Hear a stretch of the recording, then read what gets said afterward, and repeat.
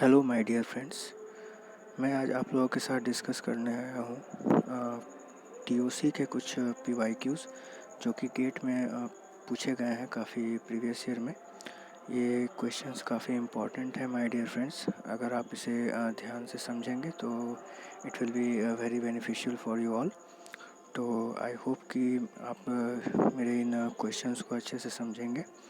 और जैसा कि मैं आप लोगों को बता दूं फ्रेंड्स कि ये क्वेश्चंस को आप अगर आपके कॉन्सेप्ट्स काफ़ी क्लियर हैं और आपको कुछ कॉन्सेप्ट्स याद हैं पहले से, तो आप इन क्वेश्चंस को देखते ही कुछ ही सेकंड्स के अंदर सॉल्व कर सकते हैं। तो चलिए दोस्तों हम लोग स्टार्ट करते हैं ये सेशन को। तो from question number 13, which of the following statements is true about the regular expression 0 1 star 0। यहाँ पे एक रेगुलर एक्सप्रेशन गिवन है फ्रेंड्स और हमें बताना है कि कौन सा ऑप्शन इसके लिए सही है। तो ये ऑप्शन में गिवन है कि it represents a finite set of finite strings. Second में बी में it represents an infinite set of finite strings. Then it represents a finite set of infinite strings and then it represents an infinite set of infinite strings.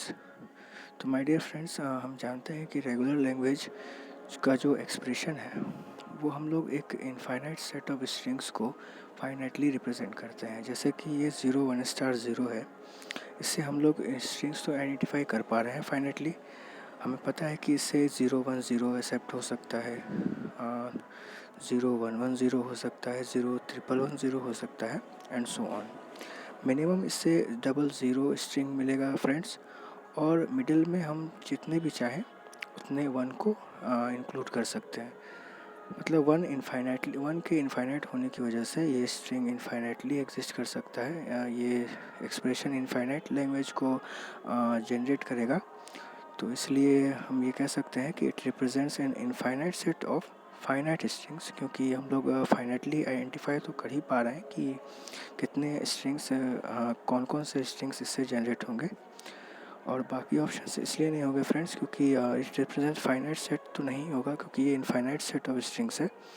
और option D में it represents infinite set of infinite strings, मतलब हम लोग एक infinite, इसका कहने का मतलब ये है, इस ऑप्शन का मीनिंग ये है फ्रेंड्स कि हम लोग ऐसे स्ट्रिंग्स को जनरेट कर रहे हैं जिनके बारे में हमें खुद पता नहीं है कि आखिर स्ट्रिंग्स कैसे जनरेट होंगे।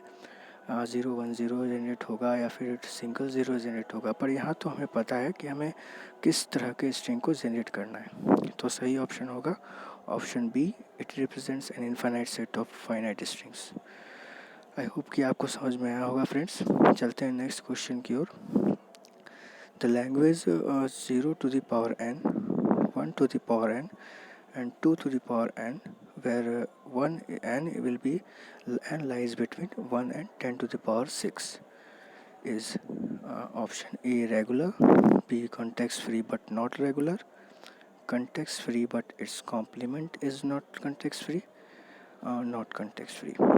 So which option is correct for this regular और लैंग्वेज माय डियर फ्रेंड्स? तो हमें देखते ही पता चल रहा है फ्रेंड्स कि ये रेगुलर लैंग्वेज है। जैसा कि मैंने आपको पहले कहा था कि अगर आपके कॉन्सेप्ट्स क्लियर हैं रिगार्डिंग रेगुलर लैंग्वेजेस तो आप ये क्वेश्चन देखते ही सॉल्व कर सकते हैं। और जैसा कि आप ये गेट प्रीवियस ईयर क्वेश्चंस हैं माय डियर फ्रेंड्स, देखिए आपने कितने कम समय में देखते ही इसे सॉल्व कर दिया। ये रेगुलर लैंग्वेज क्यों है माय डियर फ्रेंड्स? क्योंकि यहाँ पे हम एन की वैल्यू फाइनाइट कर दी गई है, फिक्स कर दी गई है, from 1 to 10 to the power 6। और जहाँ भी फाइनाइट लैंग्वेज की जिक्र होगा फ्रेंड्स तो वो लैंग्वेज रेगुलर होगा। बिना सोचे समझे हम उसे रेगुलर बोल देंगे, चाहे लैंग्वेज एक्सप्रेशन किसी भी फॉर्म में गिवन हो, अगर वो फाइनाइट है तो वो रेगुलर होगा। अब चलते हैं हम लोग अपने लास्ट क्वेश्चन की ओर। क्वेश्चन नंबर 69, ये भी 2015 में पूछा गया था फ्रेंड्स, 2 मार्क्स का question. Consider the DFAs M and N given below. The number of states in a minimal DFA that accepts the language L of M. L is basically called language here. Language of M intersection language of N is. मतलब यहाँ पे M और N एक different DFAs हमें given है friends. और उन दोनों के लैंग्वेजेस हमें फाइंड आउट करना है, और उन दोनों का जो इंटरसेक्शन होगा, यानी उन दोनों में जो कॉमन, इन दोनों डीएफएस से जो कुछ कॉमन स्ट्रिंग्स हमें आउटपुट में मिल रहे होंगे, उनका उनका जो डीएफए बनेगा वो उसमें कितने स्टेट्स होंगे, ये हमें फाइंड आउट करना है। तो चलिए देखते हैं।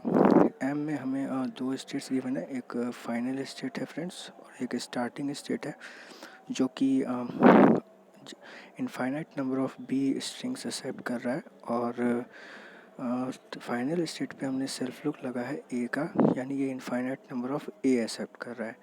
यानी ओवरऑल ये डीएफए रिप्रेजेंट कर रहा है friend all strings ending with A, जैसा कि आप देख पा रहे होंगे। और एन जो डीएफए है, डीएफए एन, वो जो है बिल्कुल इसका अपोजिट, जो कि all strings ending with B, जैसा कि आप देख पा रहे हैं। इससे ए बी हम एक्सेप्ट करा सकते हैं, ए बी एक्सेप्ट करा सकते हैं, ए बी एक्सेप्ट करा सकते हैं। आप इसे ध्यान से देख सकते हैं फ्रेंड्स। आप हो सके तो आप वीडियो को पॉज करके एक बार इसे चेक कर सकते हैं। तो जैसा कि आप देख पा रहे हैं कि यहाँ पे हम इस एम के लिए एक रेगुलर एक्सप्रेशन इस तरह से लिख सकते हैं कि A plus B whole star A, and then for N we will write a regular expression as a plus b whole star b।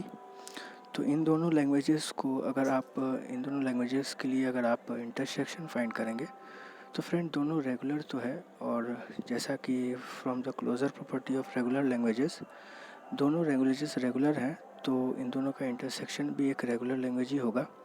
पर इन दोनों का इंटरसेक्शन जब हम करेंगे तो आप खुद ही थोड़ा सोचिए फ्रेंड्स कि कुछ स्ट्रिंग्स हैं जो कि ए से एंड हो रहे हैं और कुछ स्ट्रिंग्स हैं जो बी से एंड हो रहे हैं, तो इन दोनों का तो कोई भी इंटरसेक्शन नहीं आएगा। इन दोनों का इंटरसेक्शन फाई होगा फ्रेंड्स, मतलब एम्प्टी होगा, कोई भी स्ट्रिंग एम्प्टी सेट आएगा। तो एम्प्टी सेट के लिए हमें सिर्फ एक ही स्टेट की ज़रूरत पड़ती है, तो इसका आंसर हो जाएगा 1।